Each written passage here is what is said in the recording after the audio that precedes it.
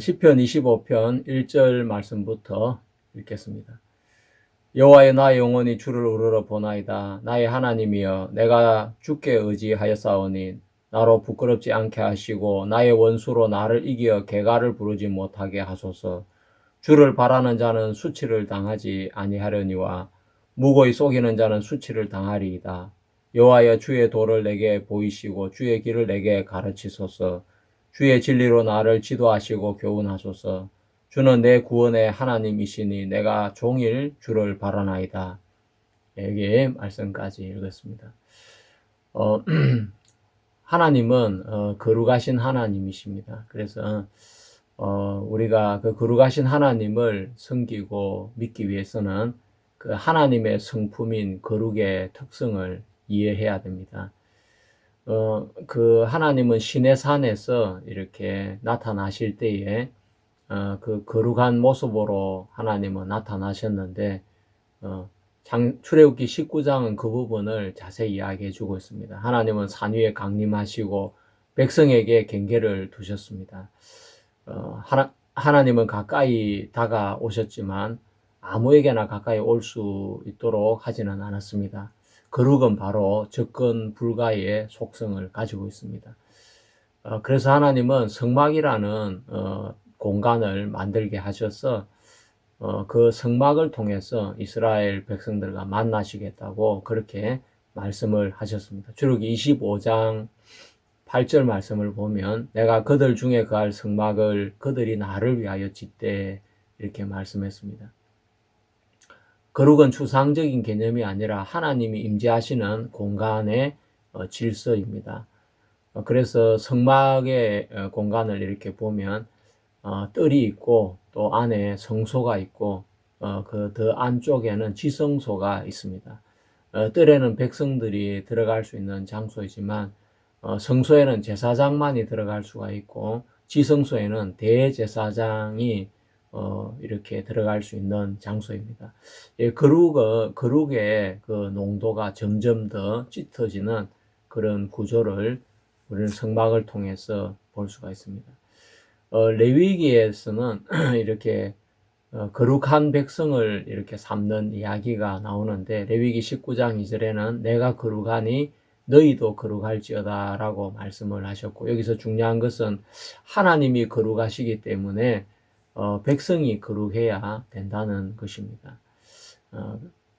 거룩은 윤리 전에 하나님과의 관계를 이야기해 주고 있습니다. 이 거룩의 구조는 결국 그리스도 예수 안에서 완성이 되어집니다. 예수 그리스도는 손으로 짓지 아니한 장막, 하늘나라 장막의 대제사장으로 오셨고, 그분은 성소에 단번에 이렇게 들어가셔서 예수 그리스도의 피로 영원한 속죄를 이루셨다고 말씀을 하고 계십니다. 죄는 거룩을 깨트리지만 제사는 거룩을 회복시키는데 예수 그리스도의 속죄는 거룩을 완성하게 되어지는 것입니다. 출애굽기나 레위기의 거룩은 인간이 완성하는 프로젝트가 결코 아닙니다. 예수 그리스도의 십자가에서 객관적으로 성취되는 사건이 거룩이라 할 수가 있습니다. 히브리서 10장 10절에는 이 뜻을 쫓아 예수 그리스도의 몸을 단번에 들이심으로 말미암아 우리가 거룩함을 얻었노라라고 말씀하고 계십니다. 여기서 단번에 거룩함을 얻었다라고 현재형으로서 수동을 완료형을 이렇게 띄고 있습니다. 이 말은 무엇을 뜻하고 있습니까? 거룩은 점진적으로 만들어내는 결과가 아니라 십자가에서 이미 주어진 신분인 것입니다. 레위기에 반복되는 제사와 달리 예수 그리스도의 몸을 들이심으로 제사가 완결이 되어지는 것을 말씀하고 있습니다. 출애굽기 성막의 상징이었던 그 거룩은 십자가에서 실제가 되어지는 것입니다. 그래서 고린도전서 6장 19절에는 너희 몸은 너희가 하나님께로부터 받은 바 너희 가운데 계신 성령의 전인 줄을 알지 못하느냐라고 했습니다. 성령의 전, 바로 성전, 출애굽 시대는 성막이었는데 그 성막의 가장 깊은 부분이 지성소였습니다.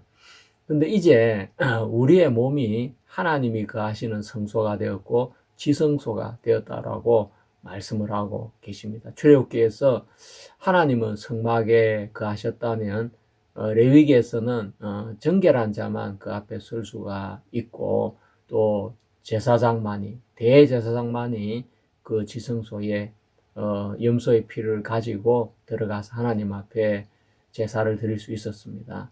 그렇지만 이제 성도들이 거룩하게 되어져서 성도들의 몸이 바로 성전이 되어졌고 성막에 거하시던 그 하나님이 이제 성도들의 마음 안에 거하고 계시는 것입니다. 그래서 구약은 끊임없이 반복된 제사를 지내야 했지만 이제 예수 그리스도는 단번에 영원한 속죄를 이루심으로 그 모든 제사를 다 이루신 걸 알 수 있습니다.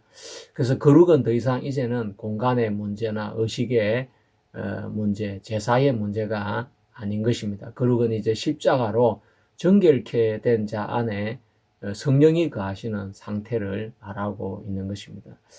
자, 신학자들은 어떻게 이야기를 했느냐 하면 어거스틴은 거룩은 은혜로 주어진 상태다라고 이야기를 했고 루터는 의롭다함이 먼저이고 거룩은 그 열매다라고 했습니다. 칼뱅은 그리스도 안에서의 연합을 말하면서 그 연합 안에서 거룩이 주어진다라고 했고 존 웨슬리는 거룩의 삶을 강조하면서도 그 거룩의 시작은 십자가의 은혜라고 이야기했습니다. 찰스 뿔저는 성도가 거룩해지려고 노력하고 애쓰는 것이 아니라 이미 거룩하게 된 자가 성도다라고 그는 이야기를 했습니다. 예, 레위기의 명령인 너희는 거룩하라는 그 하나님의 명령은 히브리서를 통해서 온전히 성취가 된 것을 알 수가 있습니다. 이미 거룩하게 되었다라고 히브리서 10장 10절은 저가 한 제물로 거룩하게 된 자들을 영원히 온전케 하셨다라고 이야기했고 10절에서는 이 뜻을 쫓아 예수 그리스도의 몸을 단번에 들이심으로 말미암아 우리가 거룩함을 얻었노라라고 이야기를 하고 있습니다. 예, 거룩은 인간의 노력의 결과가 아니고 인간이 되신 예수 그리스도의 희생과 그 십자가를 통해서 이루어진 것이 바로 거룩인 것입니다. 십자가로 신분이 거룩하게 완성이 되었고 또 삶 속에서는 말씀과 기도로서 삶의 거룩이 형성이 되어지는 것입니다. 이 둘을 좀 구분을 해야 됩니다. 이제 우리는 예수님의 십자가를 통해서 우리는 거룩한 자가 되었습니다. 성도가 되었고 하나님의 자녀가 되었습니다. 그런데 또 성경에는 말씀과 기도로 거룩해진다는 말씀이 나오고 있는데 그것은 삶의 거룩을 이야기해주고 있는 것입니다. 예, 십자가에 주어진 거룩은 신분적인 거룩입니다. 객관적인 거룩을 이야기하는데 히브리서 10장 10절이나 고린도전서 6장 11절에 분명하게 이야기를 해주고 있습니다. 이 뜻을 쫓아 예수 그리스도의 몸을 단번에 들이심으로 말미암아 우리가 거룩함을 얻었노라라고 했고 씻음과 거룩함과 의롭다 하심을 얻었느니라라고 고린도전서 6장은 이야기해주고 있습니다. 이것은 이미 성취되어진 일인 것이고 여기에는 인간의 공로가 전혀 들어가 있지 않습니다. 요한복음 17장 17절에 예수님 말씀하셨습니다. 그들을 진리로 거룩하게 하옵소서. 아버지의 말씀은 진리니다 라고 했습니다. 이것은 삶의 거룩을 이야기하고 있습니다. 디모데전서 4장 5절에도 하나님의 말씀과 기도로 거룩하여 짐이라 라고 했는데 여기서는 진행형이 이렇게 나오고 있습니다. 이미 거룩하게 된 자가 성도가 된 사람이 말씀과 기도를 통해서 삶의 정결한 삶을 살아가고 구별된 삶을 살아가고 하나님의 자녀된 삶을 살아가는 것을 이야기하는 것입니다. 자, 우리가 이제 거룩을 이야기하면 빠뜨릴 수 없는 사람이 있습니다. 존 웨슬리인데 웨슬리는 그 모라비안을 통해서 복음을 듣고 또 그런 구원을 이렇게 받았습니다. 웨슬리는 성화론을 주장한 것으로 아주 정말 유명한 분입니다. 이 존 웨슬리는 산상보훈을 아주 이렇게 좋아했습니다. 그래서 자주 설교를 이렇게 했는데, 산상보훈에서 여러분 우리가 마태복음 5장부터 7장까지 나오는 내용을 산상보훈이라고 이렇게 합니다. 산 위에서 예수님이 전하신 보배로운 교훈이라 해서 산상보훈이라고 하는데, 존 웨슬리는 이건 인간의 그 결단에다가 그 산상보훈을 두지 않고 있습니다. 이것은 은혜로만이 가능한 삶이다라고 그는 보았습니다. 특히 산상보훈의 하이라이트를 마태복음 7장에 그는 두었습니다. 마태복음 7장에는 두 가지의 길이 나오고, 또 거짓 선지자에 대한 이야기, 거짓 선지자를 상가라라고 하셨고, 또 나무를 보면 열매를 보면 나무를 안다라는 그런 이야기를 하시면서 못된 나무가 좋은 열매를 맺을 수 없다라고 했습니다. 예, 좋은 열매를 맺으려면 좋은 나무가 돼야 되는 것이지, 못된 나무가 아무리 애쓰고 노력한다고 해서 좋은 열매를 맺을 수는 없는 것입니다. 또한 예수님께서는 나더러 주여 주여 하는 자마다 다 천국에 들어올 것이 아니라고 말씀을 하시면서, 반석 위에 지은 집과 모래 위에 지은 집의 그 구분을 이렇게 하셨습니다. 우리가 그 이야기를 이렇게 듣다 보면, 내 말을 듣고 행하는 자는 그 집을 반석 위에 지은 자 같고, 또 내 말을 듣고 행치 않는 자는 모래 위에 그 집을 지은 자와 같다라는 그 말씀을 우리가 그냥 쉽게 들으면, 우리가 예수님 말씀대로 열심히 또 충성하며 살아야 되는구나, 그렇게 들릴 줄 모르지만, 거기에서 거짓 선지자들, 또 주님께서 배척하는 천국에 들어갈 수 없는 사람들의 특징은 뭐냐면, 우리가 주의 이름으로 선지자 노릇을 하고 귀신을 쫓아내고 많은 권능을 행치 아니할까 하리니라고 하면서, 그들 역시 자기 자신이 예수님의 이름으로 선지자 노릇도 하고 또 귀신도 쫓아내고 많은 권능도 행했던 것을 볼 수 있습니다. 결국 예수님의 말씀은 내가 하는 것이 아니라는 것입니다. 웨슬리는 그 부분을 강조했습니다. 그래서 산상보훈은 내가 하는 것이 아니라 성령으로 하는 것이다. 문제는 그 내가 하려고 하는 그 행위의 뿌리가 나에서 시작이 되어졌는지, 그렇지 않으면 뿌리이신 예수 그리스도로 말미암아 시작이 되어졌는지, 그 부분을 웨슬리는 아주 중요하게 다루고 있습니다. 마태복음 7장 17절에서 18절의 그 말씀이 그 부분을 아주 잘 설명을 해주고 있습니다. 좋은 나무가 아름다운 열매를 맺지, 못된 나무가 노력한다고 수고한다고 애쓴다고 아름다운 열매를 맺을 수 있는 건 절대 아닌 것입니다. 좋은 열매를 맺기 위해서는, 아름다운 열매를 맺기 위해서는 먼저 좋은 나무가 돼야 되는 것입니다. 이것이 바로 웨슬리의 설교의 포인트라고 할 수 있겠습니다. 열매는 억지로 붙어 있으라 해서 또 억지로 만들려고 해서 생기는 것이 아니고, 나무가 만들어내는 것이 바로 열매인 것입니다. 바로 거룩이라는 것은 내가 만들려고 하는 결과가 아니라 은혜로 새롭게 된 성도들에게서 흘러나오는 것이 열매라고 할 수가 있겠습니다. 그래서 마태복음 7장 21절에 주여 주여 라고 하는 이 부분을 웨슬리는 종교적인 행위와 참된 관계를 구분했습니다. 예언을 하거나 능력을 행하거나 귀신을 쫓아내거나 이 모든 걸 한다고 해도 나는 너희를 도무지 알지 못한다고 하신 것은, 거룩의 핵심은 행동이 아니라 주님과의 실제적인 관계인 걸 알 수가 있습니다. 반석 위에 지은 집은 많은 사람들이 여기서 순종해야 무너지지 않는다라고 생각을 하지만, 웨슬리는 이렇게 봤습니다. 듣고 행하는 자는 은혜로 새 마음을 받은 자의 삶을 이야기했습니다. 행위가 조건이 아니라 바로 행위는 증거가 될 뿐인 것입니다. 웨슬리는 생활의 거룩을 강하게 말했지만 그 출발점은 언제나 십자가의 은혜, 새 마음, 성령의 역사였습니다. 그 결과로 나타나는 그 순종이 열매이고 행위인 것입니다.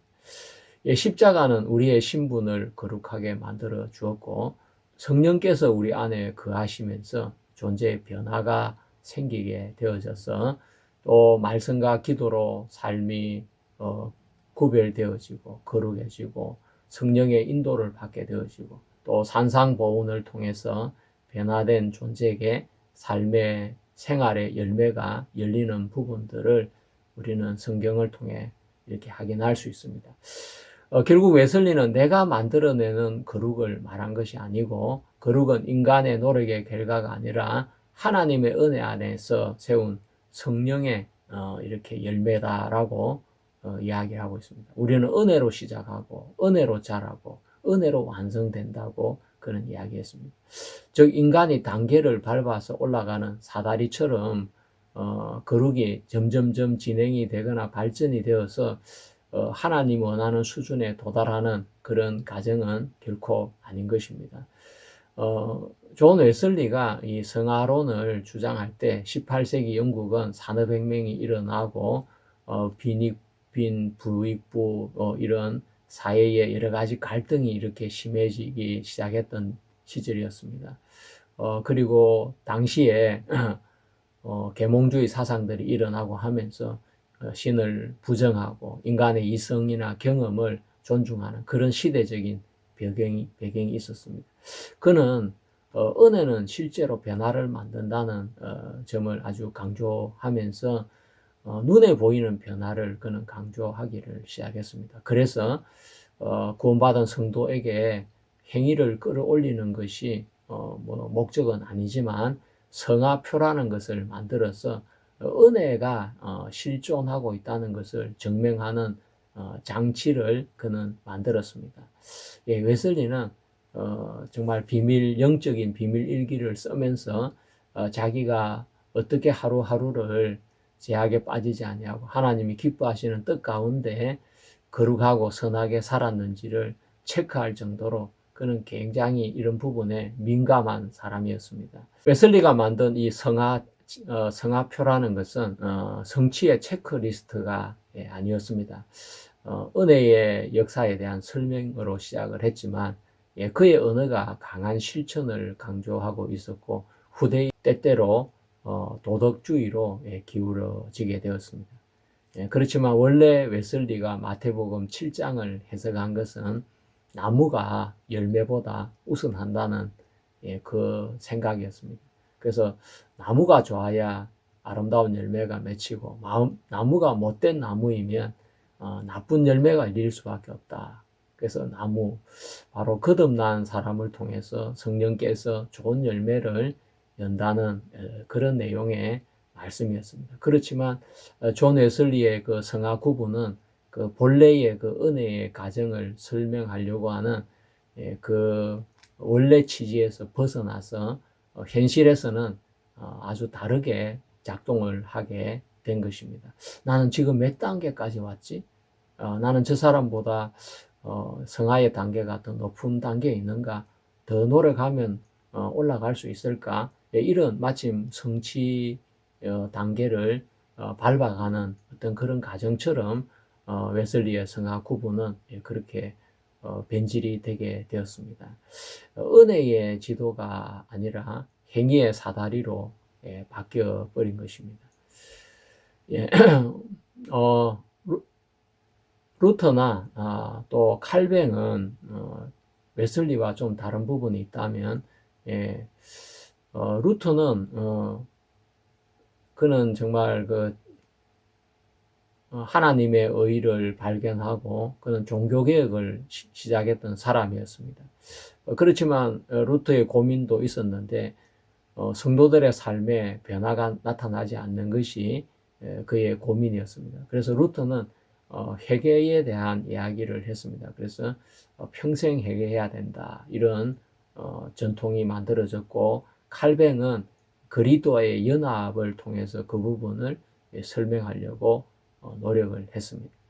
예, 성도들이 예수님께서 내 죄를 사했다는 것을 알고 받아들이고 믿는 것은 너무나 쉬운데 그 다음에 삶의 변화가 연결되지 않는 것이 종교개혁 시대 때부터 숙제였습니다.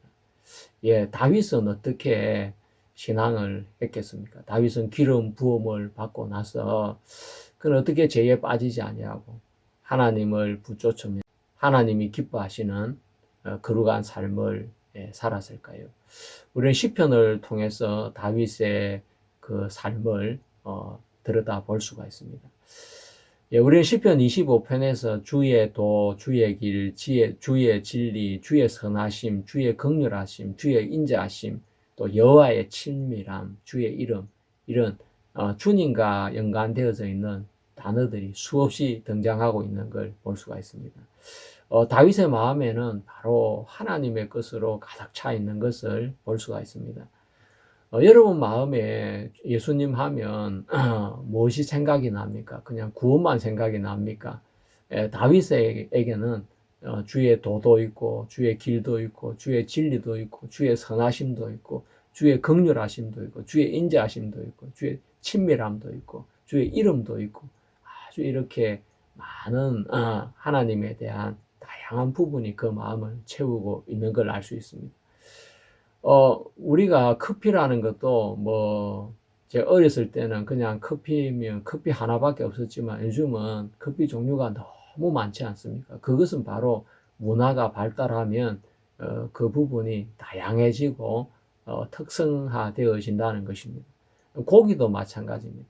옛날에는 그냥 소고기, 돼지고기 그것이 전부였는데, 안심, 등심, 꽃등심, 제비추리, 삼겹살, 오겹살 여러 부위별로 그 이름이 생겨지는 것은 그만큼 문화가 발달했다는 이야기고 세분화되고 전문화되고 있다는 이야기인 것입니다.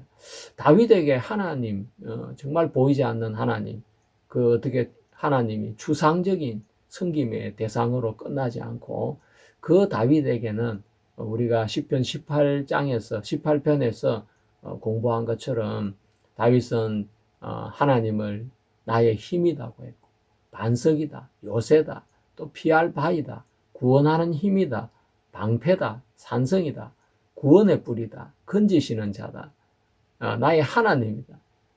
다윗이 하나님을 표현하는 단어는 너무나 이렇게 많은 것을 볼 수 있습니다. 그것은 무엇을 이야기해 주고 있습니까? 다윗의 삶 속에 하나님을 한마디로 말하기에는 너무 그분이 행하신 일이 많고 복잡하고 다양하다는 것을 알 수가 있는 것입니다. 사람은 누구나 하나님을 믿는다고 말은 할 수 있지만 또 죄를 안 짓고 문제 속에 안 빠지고 그렇게 살 수는 없는 것입니다. 그래서 종교개혁을 이룬 그 세대들마저 하나님의 분명한 의의 복음을 그들은 알고 믿었음에도 불구하고 그들은 삶의 변화가 없는 것에 대해서 그들은 많은 갈등과 고통을 느꼈습니다. 그래서 칼뱅은 율법의 제3용도로 성도의 삶의 규범으로 율법을 끌어왔고 웨슬리는 성화표를 만들기도 했습니다. 왜 교회는 거룩한 복음을 가지고 있는데도 제대로 된 신앙을 하지 못하고 세상에 끌려다니고 죄에 빠지고 율법의 역할이 필요하고 성화론이 필요하고 그래야 신앙을 할 수 있게 되었을까요? 정말 이상하지 않습니까? 다윗에게는 성화론도 없었고 율법의 제3 기능도 없었지만 그는 하나님과 정말 마음으로 동행한 사람이었습니다. 단 한 번의 제약을 빼고 나면 그는 정말 평생 하나님을 섬기며 산 그런 사람이었습니다. 자, 우리가 성화론이나 또 율법의 제3 용도나 이런 것들이 왜 생겼느냐, 저는 그 부분을 이렇게 생각을 하면서 베드로나 요한의 말씀에는 성화나 율법의 이런 것들이 전혀 기록이 되어 있지 않습니다. 그러니까 5세기 이후부터 바울 중심의 신학이 발달하면서 이 기독교는 균형을 잃어버리게 되었습니다. 예수님의 수제자였던 베드로, 또 예수님과 항상 함께했던 3인방 베드로, 요한, 야고보가 있었는데 야고보는 먼저 순교를 당했고 끝까지 이렇게 교회에 많은 영향을 미쳤던 사도는 베드로와 요한인데 신학자들은 베드로와 요한에 대해서는 많이 연구하지 않고 바울을 중점적으로 연구를 하다 보니까 바울의 말씀을 통해서 또 하나님의 의를 발견하고 또 종교개혁도 하고 그렇지만 또 성화론이나 이런 것도 바울의 말씀을 중심으로 해서 나온 것이라 할 수가 있습니다. 자, 베드로는 어떻게 이야기를 하고 있는지 들어보면 베드로전서 1장 15절에서 16절에 이렇게 말씀하고 있습니다. 너희를 부르시니는 거룩하니 너희도 거룩할지어다 라고 했습니다. 자, 이 말씀은 점점 거룩해져라라는 그 이야기가 절대 아닌 것입니다. 그 정체성을 이야기해 주고 있는 것입니다. 너희를 부르시니 바로 나를 구원하신 하나님이 거룩하기 때문에 너희도 거룩하다. 바로 우리 성도들의 거룩의 정체성, 그 정체성의 시작이 하나님이라고 이야기를 했고 그 하나님으로 말미암아 우리가 거룩해졌기 때문에 우리의 삶도 그 거룩을 나타내야 된다는 그런 의미인 것입니다. 또 너희는 택하신 족속이요 왕 같은 제사장이라고 베드로는 이야기를 했습니다. 그러니까 거룩하라라는 그 말 속에는 거룩해지기 위해서 살아야 되는 것이 아니고 하나님 보실 때 이미 우리는 거룩한 부르심에 합당한 사람으로 그렇게 이미 거룩한 자가 되었다. 그것이 뭡니까? 옛날에 제사장이 이렇게 하나님을 섬기는 거룩한 직분을 가진 사람인데 우리를 부르신 하나님이 거룩하신데 그 하나님께서 우리를 택하셨고 왕같은 제사장으로 삼았다는 것은 이미 우리가 거룩하다는 이야기인 것입니다. 그래서 거룩하기 때문에 그 제사장에 합당한 삶을 살아라. 그런 이야기를 하고 있는 것입니다. 베드로후서 1장 3절에 4절에는 그의 신기한 능력으로 생명과 경건에 속한 모든 것을 주셨으니 라고 했는데 베드로는 먼저 이렇게 말씀을 하고 있습니다.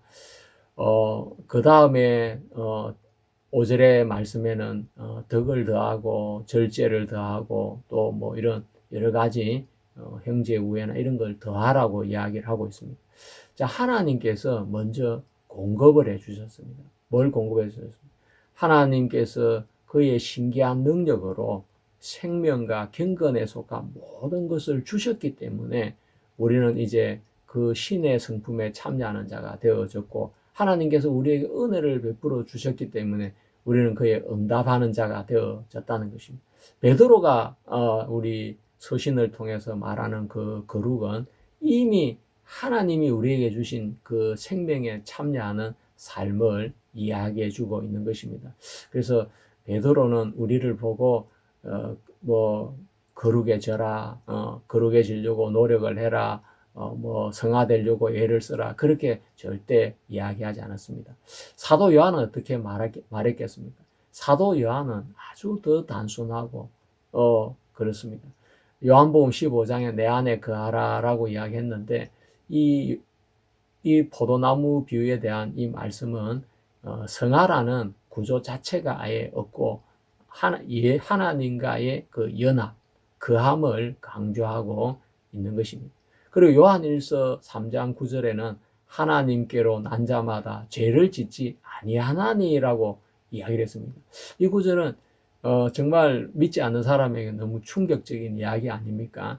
요한은 단계적인 언어를 사용하지 아니하고 출생 언어를 사용하고 있습니다. 하나님께로 난 자는 하나님의 씨가 그 안에 있기 때문에 자연스럽게 하나님이 기뻐하는 삶을 살 수밖에 없고 마귀로부터 난 자는 악한 죄의 씨가 마귀의 씨가 그 속에 있기 때문에 제약된 삶을 살 수밖에 없다는 이야기를 하면서 요한은 그 출생이 뭐냐, 무슨 씨로 태어났느냐, 그 속에 무슨 씨가 거하느냐, 그것이 그 사람의 삶을 결정한다고 말하고 있는 것입니다. 그래서 요한에게 거룩이라는 것은 인간이 점점 노력을 해서 성취하는 어떤 과정이 아니라 그 출생의 결과인 것입니다.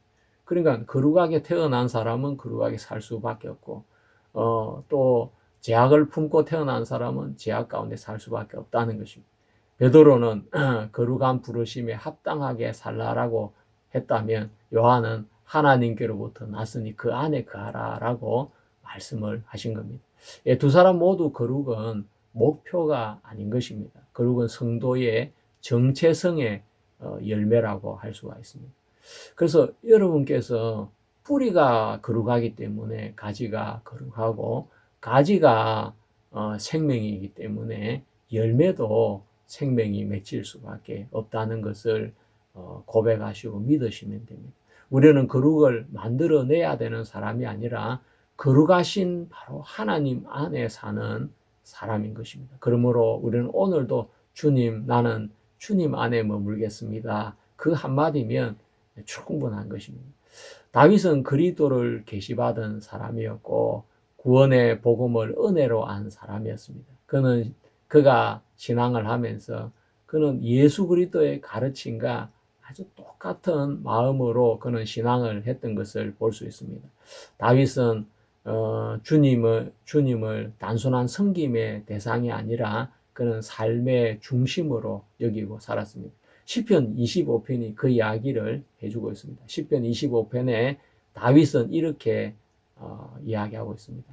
주의 길을 내게 보이소서, 나를 가르치소서, 나를 인도하소서. 여기에는 어떤 성화에 대한 갈망이나 성화에 대한 단계의 표가 없습니다. 다윗은 자기 성취를 말하지도 않고 하나님의 인도와 자비를 붙잡고 있습니다. 웨슬리의 성화표는 가정의 정리라고 한다면, 시편 25편은 하나님과의 관계가 중심이 되고 있는 것입니다. 예, 하나님 관계의 이 중심의 신앙은 자연스럽게 성장이 나타나고 거룩이 흘러나오고, 그것은 주님께 의존하는 신앙이 되는 것입니다. 이 구조는 성화표가 없이도 충분히 거룩한 믿음의 삶이 가능한 것을 보여주고 있는 것입니다. 시편 25편에서 다윗은 주의 언약과 증거를 지키는 자에게 주의 인자와 진리가 있다고 고백을 하면서 그는 이미 하나님의 언약 안에 들어온 백성인 것을 고백하고 있는 것입니다.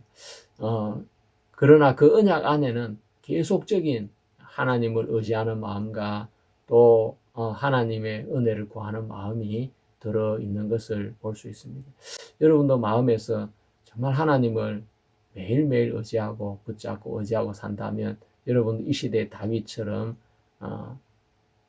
여러분에게는 다른 어떤 율법이나 또 성화론을 붙잡고 사는 사람보다 훨씬 더 하나님과 가깝고 또 믿음의 삶을 살게 될 줄을 믿는 것입니다. 아는 것입니다. 예, 감사합니다. 오늘 시편 25편 말씀을 이것으로 마치도록 하겠습니다. 다음 시간에는 또 시편 25편은 알파벳이라고 합니다.